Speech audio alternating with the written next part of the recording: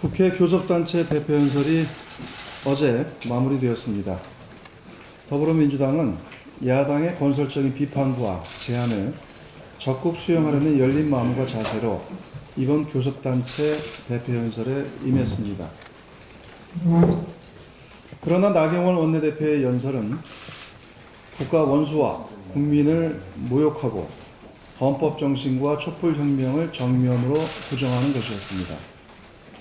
냉전 시대의 극우적 사고에서 한치도 벗어나지 못한 모습을 보였습니다. 더불어민주당은 이와 관련해 나경원 원내대표를 어제 윤리위원회에 제소했습니다. 응분의 책임을 물을 것입니다.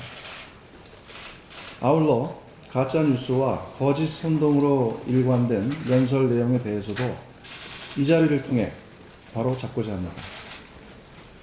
우선 나경원 원내대표가 소득주도 성장은 실패했다며 제시한 주장과 근거는 궤변에 불과합니다. 나경원 원내대표도 인용한 통계청 자료 2018년 4분기 가계소득 동향조사에 따르면 지난해 전체 가구의 명목소득은 분기 평균 4.1% 증가했습니다. 이는 지난해 경제성장률 2.8%를 1.3%포인트 상회하는 것입니다. 특히 가계소득 증가율이 4분기 연속 경제성장률을 상회한 것은 6년 만에 처음 있는 일입니다. 이렇게 가계소득이 증가하면서 지난해 4분기 우리 경제는 3.1%의 성장률을 보였습니다.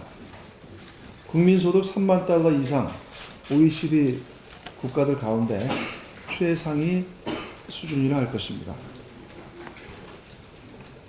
더욱이 나경원 원내대표는 그만큼 임금을 줄 수 있는 소상공인이 많지 않아 최저임금은 실패라고 주장했지만 고용원 있는 자영업자의 수는 지난해 오히려 4만 3천 명이 증가했습니다.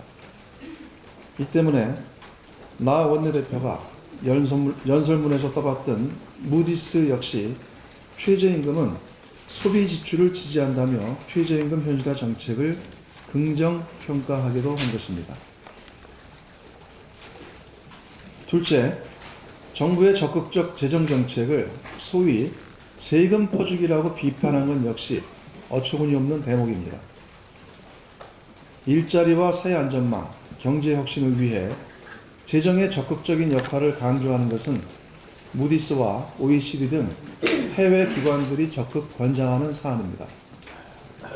연례 협의를 위해 방한 중인 IMF 미션단 역시 재정정책은 중기적으로 확장 기조를 유지해야 한다고 정부에 주문했습니다. 대내외적 변수가 많은 상황에서 재정정책은 경제의 균형을 잡기 위한 가장 효과적이고 안정적인 수단이기 때문입니다. 따라서 이 같은 재정의 책무를 방기한 채 세금 퍼주기라는 얼토당치 않은 프레임을 씌우는 것은 혹세 무민이고 국민을 우롱하는 것입니다. 셋째, 국가균형발전 수건사업 그리고 한미 군사훈련에 대해서도 한 말씀 드리겠습니다. 먼저 국가균형발전 수건사업 가운데에는 대구산업선, 동해선 전철화, 제주 하수처리시설 현대화 등 비여당 출신 단체장 지역도 모두 포함되어 있습니다. 여당 소속 단체장들에 대한 현금 나눠주기라는 나경원 원내대표의 주장은 한마디로 새빨간 거짓말인 셈입니다.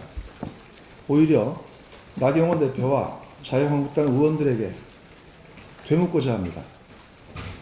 국가균형발전에 대해 반대하는 것입니까? 자유한국당 지역구 의원들은 본인들이 성공시켰다고 홍보하고 있는데 이것은 무엇입니까?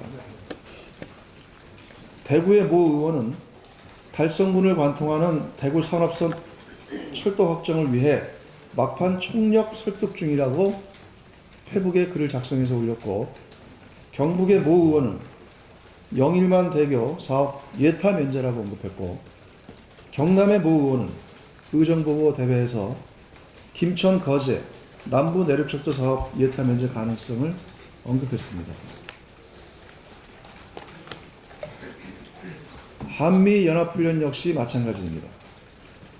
키 리졸브 연습 독수리 훈련은 19-1 동맹으로, 을지 프리덤 가디언 훈련은 19-2 동맹으로 개편됐습니다. 이는 안보 환경의 변화와 한국군의 작전 능력 향상을 감안해 양국이 심도 있는 논의를 통해 결정된 사안이기도 합니다. 이를 두고도 훈련 없는 동맹, 별거, 운운하는 것은 단순한 착오를 넘어 명백한 조작 그리고 왜곡입니다. 오히려 나경원 원내대표와 자유한국당의 속내가 한미동맹 이간질에 있는 것은 아닌지 되묻고 싶습니다. 넷째, 가장 큰 문제는 민주주의에 대한 나경원 원내대표의 인식 수준입니다. 나경원 원내대표는 사법적폐 청산에 대해서도 자유민주주의 부정, 명백한 보복이라며 억지 주장을 펴고 있습니다. 그러면서도 박근혜 청와대와 양승태 사법부의 불법적 재판 거래에 대해서는 이런 방구의 언급이나 반성이 없었습니다. 이들 사건이야말로 사법부의 신뢰를 송두리째 무너뜨리고 민주공화국의 근간을 뒤흔드는 일 아닙니까? 더욱이 연동형 비례대표제 역시 이미 지난해 12월 여야 5당이 제도 도입을 위한 구체적인 방안을 적극 검토하겠다고 약속했던 사안입니다.